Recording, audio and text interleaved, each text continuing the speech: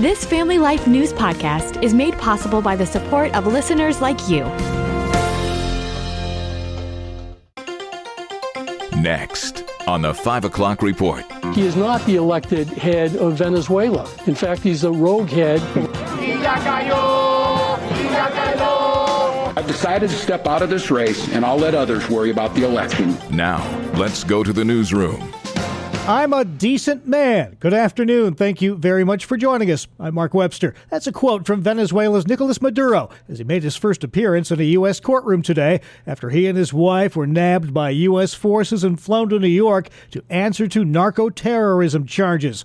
Former U.S. Attorney Michael Sullivan says Maduro's claim of immunity as a head of state doesn't hold water. The United States and many other democracies around the world have already declared he is not the elected head of Venezuela. In fact, he's a rogue head of a rogue state who's committed crimes against the United States. The weekend capture of Maduro, along with his wife and adult son, has generated plenty of criticism. But at the UN today, U.S. Ambassador Michael Waltz defended it. This law enforcement action was directed consistent with the President of the United States' responsibility as Commander-in-Chief to protect Americans at home and abroad against a fugitive who is directly responsible for narco-terrorism. Many in Venezuelan communities around the U.S. have celebrated Maduro's downfall. There's some of them living in the U.S. singing outside of today's Maduro court proceedings. This one saying, having the right leaders following, and that's what it sounds like that's going to happen. Marco Rubio was talking also, our leader, Maria Corina. There are people who are in the right path, and they are the ones who are going to put us in the right position. Maduro's next court appearance not until mid-March. Legal experts say this case is likely to drag out for quite some time. The weekend U.S. operation also continues to create some travel headaches around the Caribbean. Those restrictions, triggered by military operations, lifted Sunday, impacting more than a dozen airports and forcing more than 1,000 flight cancellations. The disruptions piling up and causing chaos. NBC's Tom Costello. Elsewhere, a growing scandal involving billions of dollars has prompted Minnesota's Democratic governor to bail on his re-election campaign. I've decided to step out of this race, and I'll let others worry about the election while I focus on the work that's in front of me for the next year. The federal government is deploying hundreds of investigators to the Minneapolis area looking into alleged fraud in daycare centers and other institutions, many of them linked to the state's large Somali immigrant population. Fraud in already prosecuted cases has totaled more than $1 billion. Governor Tim Walz was seeking a third term. Child care funding, meantime, being paused by the Trump administration. Department of Health and Human Services Deputy Secretary Jim O'Neill says the funds will only be released once states can prove they are being spent legitimately. That pause follows those allegations of fraud in Minnesota.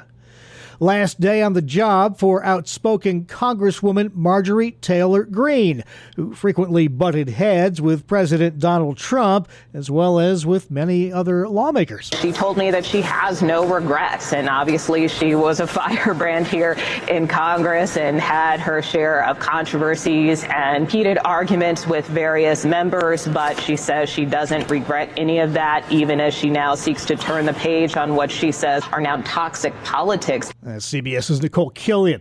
Well, some health news for you next. A popular weight loss drug is coming out soon in an easier-to-use form. Novo Nordisk, maker of weight loss treatment Wegovy, is now selling a pill version of the medication in the U.S., starting at $149 a month. Higher doses will be available for $299 a month. The pills taken once a day contain the same active ingredient as injectable Wegovy and Ozempic and are being sold under the brand name Wegovy. That's Fox's Ginny Casola. That pill version is now available in more than 70,000 pharmacies nationwide, but you do need a prescription. Here's a question. How old is your heart? That might sound like a silly thing to ask, but maybe not. Cardiologist Luke Laffin with the Cleveland Clinic says cardiac age is a thing and that it's established using tests involving blood pressure, cholesterol, and other factors. Instead of saying something like, you have a 12% 10-year risk of a stroke or heart attack, we can say your heart looks more like that of a 66-year-old, even though you're 50, for example. Cardiac age is a way of expressing cardiovascular risk by translating it into an age equivalent. He says improving your cardiac age is possible by losing weight, eating healthier foods, regular exercise, and getting enough sleep. Arizona Senator Mark Kelly calling his censure by the Department of War outrageous and wrong. The Democrat added in part that he will fight with everything he's got, adding that he says he won't be intimidated by Secretary of War Pete Hegseth. Kelly was censured Monday morning by Hegseth for his role in a viral video featuring him and some other Democratic lawmakers saying service members can ignore illegal orders. Heavy police activity overnight at the private home of Vice President J.D. Vance. That's in Cincinnati, Ohio. Video from the scene showed windows apparently damaged in what may have been an act of vandalism or an attempted break-in. Vance spent New Year's at home but returned to Washington on Sunday. Local police say a suspect is in custody. Now, still to come here on the 5 o'clock report, Governor Hochul in Western New York to unveil part of her upcoming State of the State message, playing it safe when it comes to snowmobiling, and an Eagle Scout extraordinaire. You won't want to miss his story. I'm Kevin Williams, and here is your Family Life regional weather forecast. For tonight, a couple of evening flurries, in central New York particularly. Otherwise, it'll end up partly cloudy in much of Pennsylvania, staying fairly cloudy in much of New York, low temps 20s. For tomorrow, some early sun, then cloudy. Some rain will arrive later in the day and at night, mixed with a little sleet in places at the start. High temps, mid-30s to mid-40s. On Wednesday, cloudy. And in the early part of the day, there could be a bit of snow, some drizzle or freezing drizzle. It'll be otherwise rather cloudy on Wednesday with high temperatures in the 30s and lower 40s. All right, thank you very much, Kevin. Now checking the stories making news where you live across New York and Pennsylvania. Hamburg High School in suburban Buffalo. That was the setting for a speaking stop today by New York Governor Kathy Hochul. She gave a preview of measures she plans to more fully unveil in her upcoming State of the State message, focusing today on enhancing online safety for kids and teens. We will have first in the nation age assurance standards under our Safe for Kids Act. We're going to require social media companies and messaging and gaming companies to automatically default to those privacy settings at the highest levels for anyone under the age of 18. Plans also call for expanding a pilot program giving mental health training to teens to help them give good information to peers who might seek advice from them. On Sunday, Hochul spoke at Buffalo's Elim Christian Fellowship Church, which was honoring the church's longtime leader who passed away recently, Bishop T. Anthony Bronner. Hochul saying, and we're quoting here, "We're judged by did we make the lives of others just a little bit better? If you want to enter the kingdom of God, then the answer must be yes," unquote. Hochul's running for re-election this year, of course. Her opponent, Republican Nassau County Executive Bruce Blakeman. The first thing I'll do is cancel the migrant program, cancel us being a sanctuary state, use that money to invest in our communities so we can create jobs, economic development, and prosperity people. The way to make things more affordable is to put more money in people's pockets. Blakeman emerged as the GOP frontrunner after North Country Congresswoman Elise Stefanik dropped out of the race late last year. Now, the Buffalo Bills played what could very well be their last ever game at Highmark Stadium yesterday. They went out in style, drubbing the New York Jets at the Ralph. I was here for the first game in September. I was 8 years old. I was here at the first game against the Jets, and I'm here at the last game against the Jets. Longtime Bills fans telling Spectrum News it's sad to see the curtain finally close on the Bills' longtime home. It's a sad day, but it's a happy day. I can't think of anywhere else that I would rather be than right here, right now. Marv Levy would approve. The Ralph has been called many things over the years, from Ralph Wilson Stadium, the Ralph, to Rich Stadium, to New Era Field, most recently Highmark Stadium. Next season, the new Highmark Stadium will open across the street from the old one. Meantime, wildcard weekend pairings all set now. The Bills will be on the road at Jacksonville this weekend. Eagles will be home hosting the 49ers. The Steelers home too. They'll host Houston. Now, today's thaw badly needed for people in the Lake Snow Belt east of Lake Ontario, where the snow recently has been measured not in inches but feet. The city of Fulton, New York, among the hardest hit. These residents telling WSTM. It was crazy. It's too hard to shovel the snow when it gets to be this much. I spent probably a good couple hours yesterday morning and then probably another hour this morning just trying to get everything cleared out, at least enough to get the vehicles in and out. It definitely makes it challenging sometimes when you're trying to shovel all the snow away, but it just keeps coming. Oh, yeah, I feel your pain, sir. No doubt he'll be enjoying this weekend's January thaw. Kevin's forecast is just ahead. But some folks can't get enough snow. Snowmobile season in full swing. Experts reminding winter sports enthusiasts to please play it safe out there on the trails. We harp on a lot of safety and all the signage that is out there to understand what that means. Wayne County, New York Sheriff Deputy Matt Reindock. It's a privilege. It's not a right to ride on the trails. If it wasn't for these private landowners that are offering up their land for us to use, we would be really limited in our 200 miles of trails that are in Wayne County. Reindock tells Spectrum News excessive speed is the number one cause of snowmobile accidents. Driving at a appropriate speed, the speed for the conditions and for their experience. In New York state law, you can't go over 55 miles an hour, and in some cases it's less than that if it's properly posted. That is the biggest factor that we see for causes of accidents is unsafe speeds. He says inexperienced drivers and teens need to take a snowmobile safety course before they hit the trails. There were a total of 122 snowmobile accidents in New York last year. 5 of those had fatalities. Well, it's a new year. That means another rate hike on the PA Turnpike. Here's that story from Family Life's Brian Query. All those who travel the Pennsylvania Turnpike began paying more Sunday when tolls jumped by 4%. According to the Turnpike Commission, that is the lowest hike in 12 years, but fares have increased each of the past 17 years and are expected to continue to rise until 2050.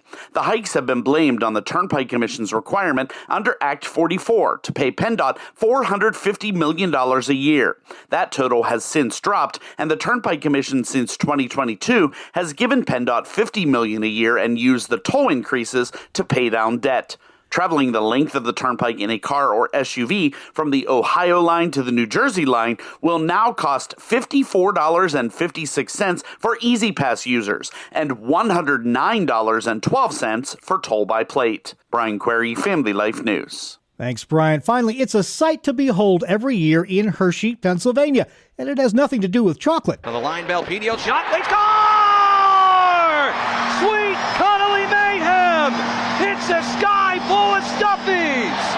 It's the teddy bear toss magic in Hershey! The Hershey Bears say they had another successful teddy bear toss. Bears fans packed the Giant Center yesterday for that annual game, which unleashes sweet cuddly mayhem at the sweetest place on earth. The chocolate and white faithful threw stuffed animals onto the ice after Hershey's first goal against the Rockford Ice Hogs. The club collected more than 81,000 stuffed animals. Those will be distributed now to dozens of local charities. This is the 5 o'clock report on Family Life. Jesus' parable of the Good Samaritan is far more shocking than we often realize. Hi, I'm Rob West with another Faith and Finance Minute. When a man was left beaten on the road, 2 respected Jewish figures, a priest and a Levite, passed by. But the hero of the story is a Samaritan, someone Jews viewed as an outsider and even an enemy. But he's the one who stops, bandages the wounds, pays for lodging, and promises continued care. Jesus deliberately chooses a Samaritan to show that true generosity isn't limited by ethnicity, status, convenience, or comfort. It flows from a heart shaped by compassion. The Samaritan didn't help because he should. He helped because he saw and responded. In our finances, that's the picture we're called to imitate.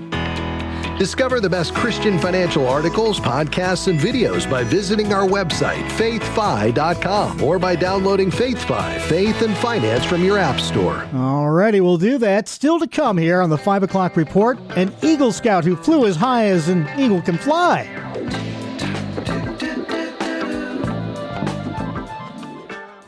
I'm Kevin Williams, and here is your Family Life regional weather forecast. An earlier snowmaker has largely departed, and a quiet night is ahead. Our next weathermaker, a clipper coming in out of western Canada, will propel some milder air our way, and that means most of its precipitation, when it arrives later tomorrow night, will be rain. Our call for tonight, a couple of evening flurries, in central New York particularly. Otherwise, it'll end up partly cloudy in much of Pennsylvania, staying fairly cloudy in much of New York. Low temps 20s. For tomorrow, some early sun, then cloudy. Some rain will arrive later in the day and at night, mixed with a little sleet in places at the start. High temps mid-30s to mid-40s. On Wednesday, cloudy. And in the early part of the day, there could be a bit of snow, some drizzle or freezing drizzle. It'll be otherwise rather cloudy on Wednesday with high temperatures in the 30s and lower 40s. All right, thank you, Kevin. Finally at 5, most know that part of scouting is earning merit badges. It takes 21 to make Eagle Scout out of the 141 available. So St. Louis area Eagle Scout Brandon Barrett earning all 141 is pretty remarkable. He tells KTVI it started by making the best of a bad situation. Did a lot of them during COVID because school was online and there just wasn't a lot to do. Most people just play video games, so I started working on merit badges. Yeah, by the time the pandemic was over, he already had over 70 and said, why not get them all? Something only about 600 scouts have ever done. It's something that I always have to have done. It's also something that other people can look at and say, he can get all the other merit badges, maybe they can get just the 21 that they need to get Eagle. Now, it begs the question, which ones were the hardest to earn? Bugling, because you had to learn how to play the bugle. That took a few months. Never really played an instrument before, and it was kind of interesting to learn that. And then there's other ones like scuba diving. Yeah, but beyond learning things like scuba diving, he says the life lessons he gained had even more merit. You have to be dedicated toward a goal. Important to break it down into steps. It's such a long path that you can't see where you're going. It taught me to break things down and not focus on the end goal, but the process. A promising future for amazing Eagle Scout Brandon Barrett. And that's the world we live in from Monday, January 5th, 2026. As always, we thank you for joining us. I'm Mark Webster, Family Life News. Thank you for listening to this Family Life News podcast. If you've been encouraged by what you've heard, please share it with others and click the subscribe button to automatically receive future episodes. Family Life is a listener-supported ministry. Podcasts like this are made possible by your financial partnership. Find out more at familylife.org.